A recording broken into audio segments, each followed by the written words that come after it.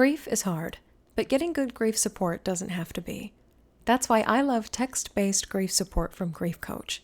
For less than the price of an hour's therapy, Grief Coach sends you thoughtful tips and resources about life after loss all year long. Texts are curated by grief experts and authors and can be customized based on relationship, cause of death, and more. You also receive personalized texts for grief anniversaries and special days, and extra support around the holiday season.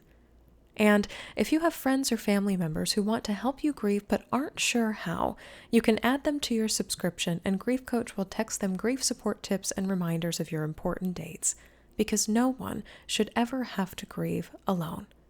Sign up for Grief Coach's text-based grief support today at grief.coach/ShelbyForsythia. You can find a link in the show notes.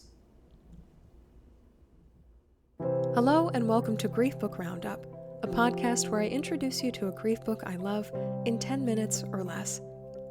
I'm Shelby Forsythia, an intuitive grief guide and author who helps grieving people come back to life after devastating loss.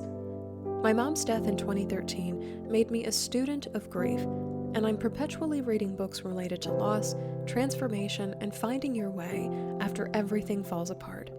Here, I'll share them with you. On Grief Book Roundup, I'll introduce you to grief books new and old, highlight marginalized authors and underrepresented grief stories, and remind you in whatever loss you're facing, you are not alone. Let's get to today's book. Hi there, grief growers, and thanks so much for joining me this week on Grief Book Roundup. Today I am bringing you the book called The Body Keeps the Score by Bessel Kolk, MD. And I came across this book because so many people recommended it to me, especially on my other podcast, Coming Back, Conversations on Life After Loss, that I knew one of these days I was going to have to pick it up. And I spent almost 4 months with this book, which is kind of unusual for me. I digest books in anywhere from a week to a month or so. And so the fact that I spent so long with this one is indicative of just how much impact it has as a piece of literature in the world, especially for grief. This is one of those rare books that I wish every human being on the planet had to read. Mandatory, high school, college level, put this in people's hands and tell it like it is. Through story, science, and more than 3 decades of working with survivors of trauma, Bessel Kolk makes a strong case for the fact that trauma and grief are stored in the body. After reading this book, it's impossible to think otherwise. And in a society that very much says it's all in your head, The Body Keeps the Score is intensely validating on multiple levels. And I will note that if the deluge of studies and statistics in this book is too much for your grief brain to absorb, which is a very real thing in grief, consider exclusively reading part 5 of this book, which is called Paths to Recovery, and it covers ways to reconnect to your body and to yourself after trauma and grief. If I had to pick 3 words to describe this book, they would be deep, persuasive, and confirming.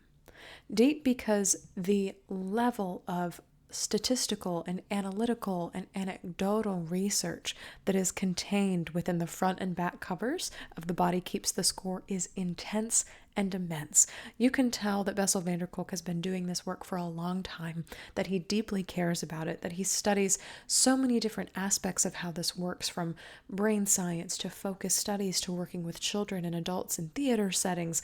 Where does trauma live? How is it expressed? How is it healed? These questions that he's constantly seeking to answer. This book is chock full of proof, evidence, information, studies, data.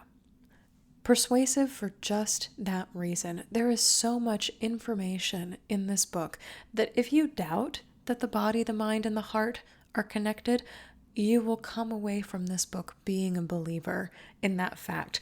And for that reason, this book is a phenomenal gift to give as well, especially to friends, family, and even mental health practitioners who believe that the mind, the body, the heart are all separate things. And lastly, confirming, because The Body Keeps the Score. If you have this niggling feeling in your bones, under your skin, in the nervous system of your body, that I think my grief lives here too, this book is an intense validator of that reality. And this is one that society, friends, family, mental health practitioners, some of them, can gaslight us out of feeling in our grief.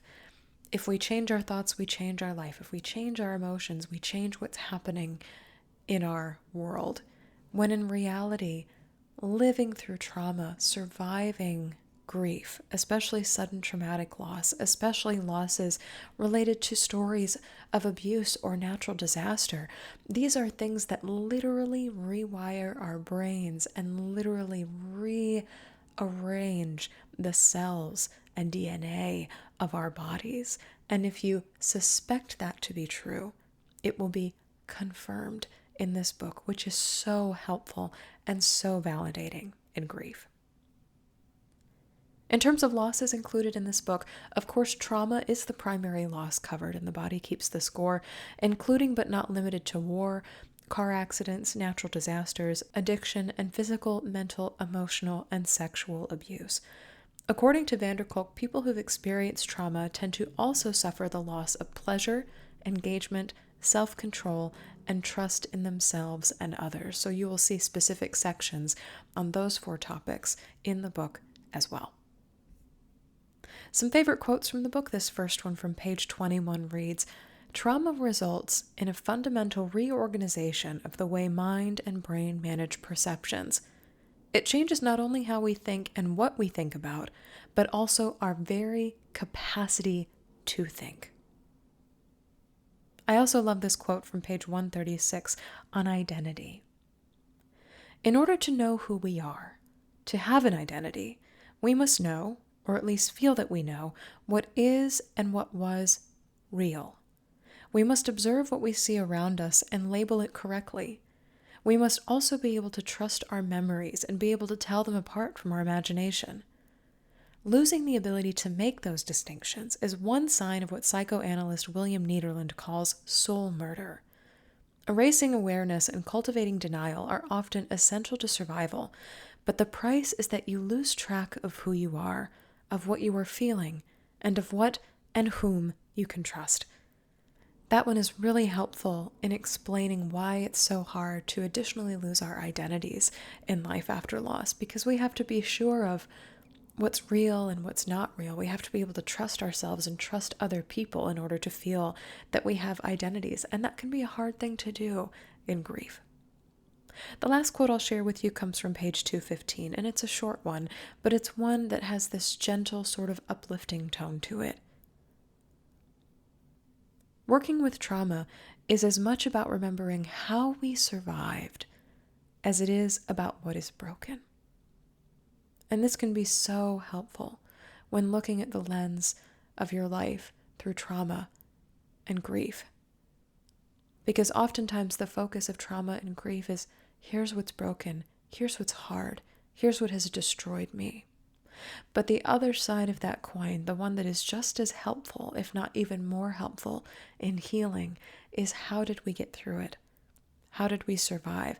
How is it possible for us to continue in the aftermath? So if you are looking for immense validation, proof, evidence that your body is tied up inextricably in your grief, trauma, shock, pain, and loss, I would love to know that you picked up a copy of The Body Keeps the Score by Bessel van der Kolk. Thank you so much for joining me today on Grief Book Roundup.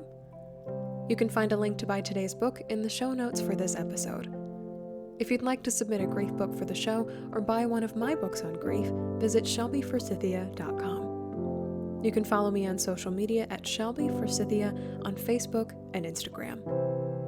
If this podcast helped you find your next great grief read, be sure to subscribe and leave a review on Apple Podcasts or wherever you listen. And if someone in your life has experienced a loss, be sure to share this show with them, especially if they love to read.